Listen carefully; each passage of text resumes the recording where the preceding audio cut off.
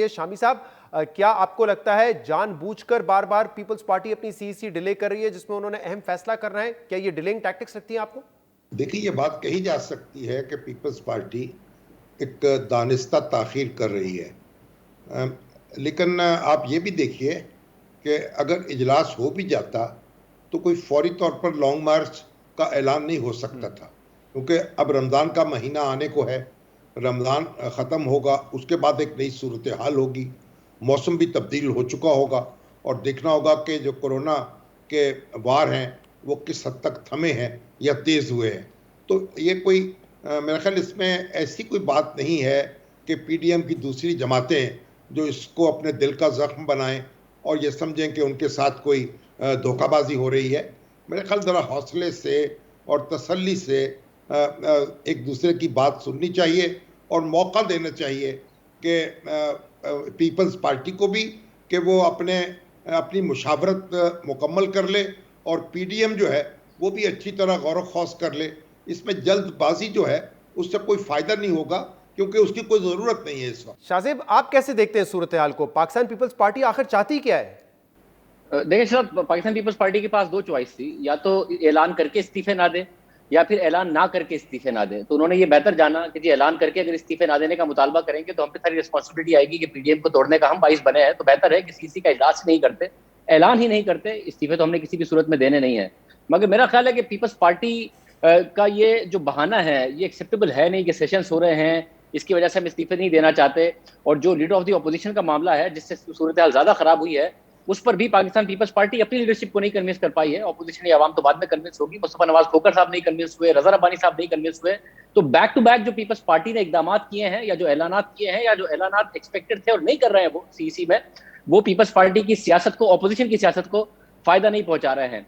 Leader of the opposition से जो मामला शुरू हुआ है गिलानी साहब से, वहां से पीपल्स पार्टी बार बार जिम्मेदार हमें नजर आती है। सूरत हाल खराब करने की अपनी लीडरशिप को भी नहीं सेटिस्फाई कर पा रही है। उससे पहले का जो मामला है उसमें नजर आता है कि पीपल्स पार्टी को कॉर्नर करने की कोशिश की है नून लीग ने भी और मौलाना फजलुर रहमान ने भी। पीडीएम के अंदर पीपल्स पार्टी की पहले से पोजीशन क्लियर थी। पीपल्स पार्टी पहले से कह रही थी कि इस्तीफों के मामले पर हम नहीं जाएंगे। उसके बावजूद ऐसा लगता है कि इन्हें जब लॉन्ग मार्च होने वाला था उससे पहले कॉर्नर करने की कोशिश की गई, जिसकी वजह से पीडीएम का मामला खराब हुए। पीपल्स पार्टी हालिया मामला की जरूर जिम्मेदार है, मगर मेरा ख्याल है जो बेसब्री दिखाई गई है शुरू में कॉर्नर करने की, उसकी वजह से पीडीएम में जो आपका डायलॉग है आपके प्रोग्राम में इजाद किया गया कि एक थी पीडीएम, वो एक थी पीडीएम को हकीकत साबित करने में काफी तेजी दिखाई दोनों ने।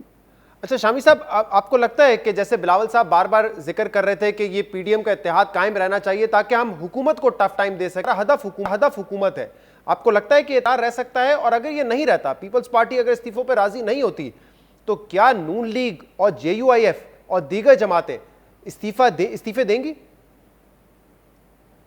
देखिए, बड़ी दिलचस्प बात ये है कि पीडीएम में ये बात तय हुई थी कि फैसले इत्तफाक राय से होंगे, और जब भी इस तरह के इत्तेहाद बनते हैं उनमें कसरत राय से फैसले नहीं होते, क्योंकि अगर कसरत राय से फैसले हों फिर तो कोई एक या दो बड़ी जमातें जो हैं वो छोटी जमातों के रहमो करम पर चली जाती हैं। इसलिए पीपल्स पार्टी का ये मौक़िफ़ तो दुरुस्त है कि इस्तीफ़ों के बारे में कोई मुश्तरका फैसला नहीं हुआ, और ना ये फैसला हुआ कि इनको मुंसलिक कर दिया जाएगा लॉन्ग मार्च से।